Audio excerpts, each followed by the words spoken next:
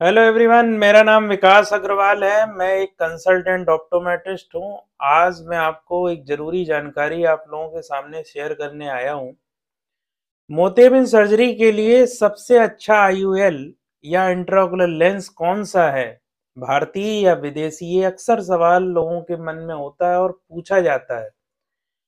मोतियाबिंद सर्जरी के दौरान आंख के प्राकृतिक लेंस या नेचुरल लेंस को, जिसमें मोतियाबिंद हो जाता है, को एक कृत्रिम लेंस या आर्टिफिशियल लेंस से बदल दिया जाता है, जिसे हम लोग इंट्राओकुलर लेंस या आईओएल कहते हैं।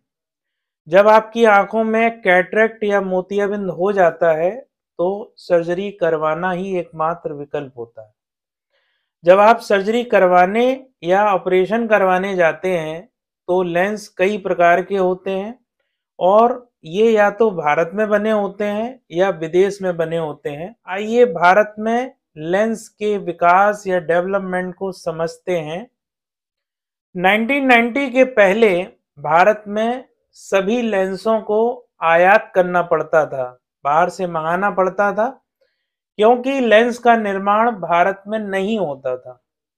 हालांकि 1990 के बाद भारत ने विदेशी या आयात होने वाले लेंस की लागत से बहुत कम लागत में लेंस का निर्माण शुरू किया। अगले 2 दशकों में भारत के साथ साथ दुनिया भर में लेंस के डिजाइन और निर्माण में बहुत ज्यादा तकनीकी प्रगति हुई है।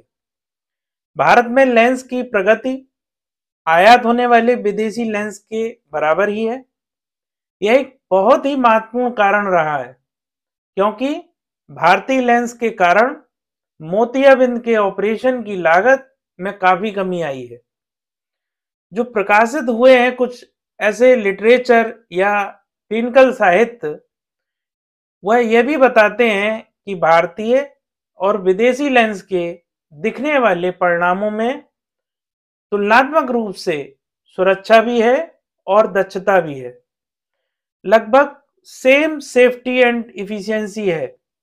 वास्तव में भारतीय लेंस इतने उन्नत और लोकप्रिय हो गए हैं कि भारत ने इन लेंस का अन्य विकासशील देशों में निर्यात करना भी शुरू कर दिया है। फिर भी भारत में विदेशी लेंस का बाजार काफी बड़ा है। हालांकि निम्न सामाजिक आर्थिक स्थिति वाले रोगियों के लिए विदेशी लेंस का खर्च उठाना मुश्किल होता है। तो फिर मरीज अभी भी आयात किए हुए आईयूएल को क्यों पसंद करेंगे, जानते हैं आगे वीडियो। ऐसा मुख्य रूप से इन कारणों से होता है कि विदेशी मैन्युफैक्चरर जो हैं, जो लेंस की मैन्युफैक्चरिंग करते हैं, वह नए पीढ़ी के लेंस जैसे ट्राइफोकल्स, ब्लू लाइट को फिल्टर करने की क्षमता रखने वाले लेंस या नए innovative press biopic corrective IOL आदि का उत्पादन करने के लिए R&D या रिसर्च एंड डेवलपमेंट पर बहुत अधिक खर्च करते हैं।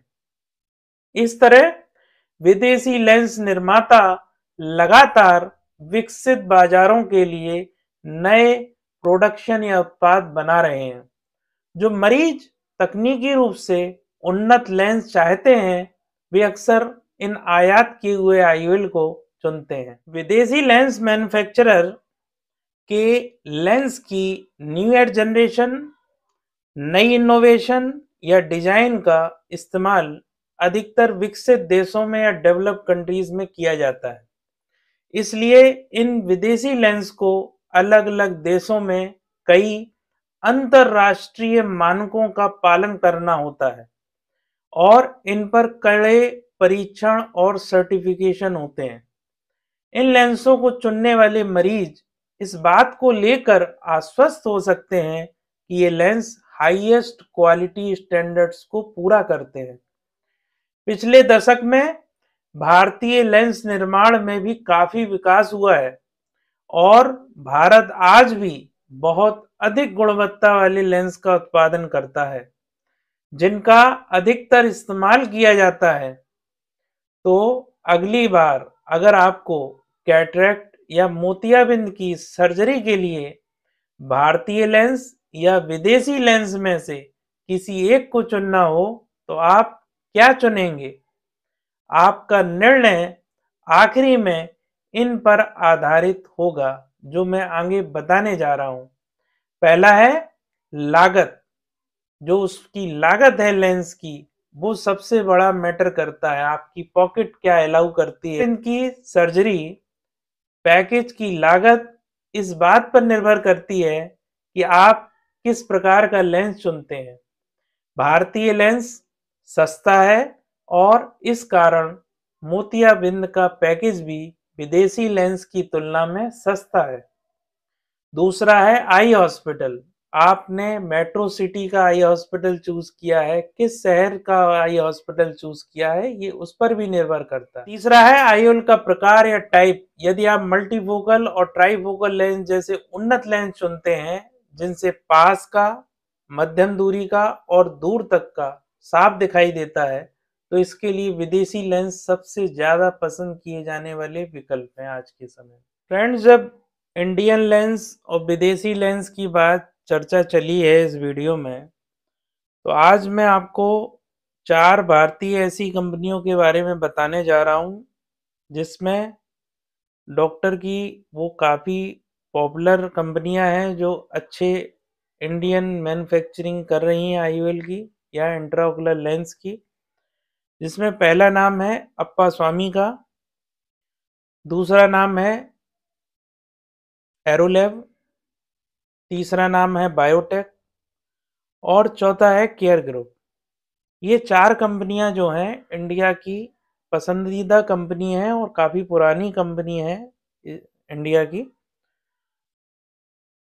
और जो विदेशी कंपनियां हैं जो कई सालों से इंडिया में डॉक्टर्स यूज कर रहे हैं, जैसा जिसका बजट है, अगर पर्सन विदेशी कंपनियों के पास जाना चाहता है तो विदेशी कंपनियों के लेंस भी आंख में डलवा सकता है।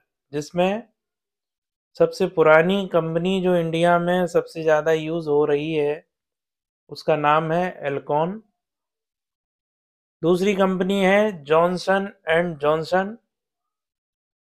तीसरी कंपनी है होया और चौथी कंपनी है बोश एंड लॉन्ग। ये 4 कंपनियां फॉरेन कंपनियां हैं, विदेशी कंपनियां हैं।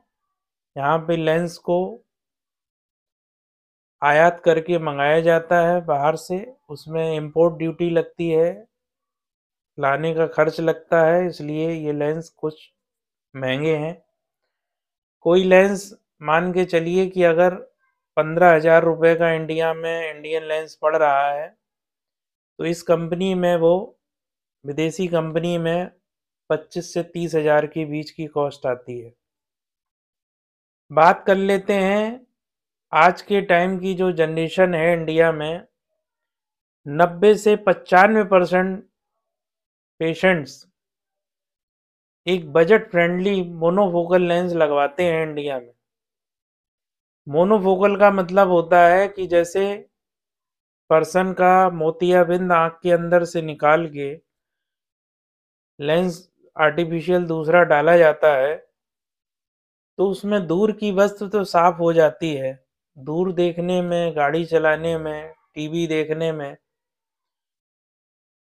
वो नज़र तो साफ हो जाती है, लेकिन नज़दीक का महीन काम जैसे मोबाइल है, कंप्यूटर लैपटॉप है, घर में हाउसवाइफ हैं, दाल चावल बिनती हैं, सुई में धागा डालती हैं, नज़दीक के चश्मे की आवश्यकता पड़ती है।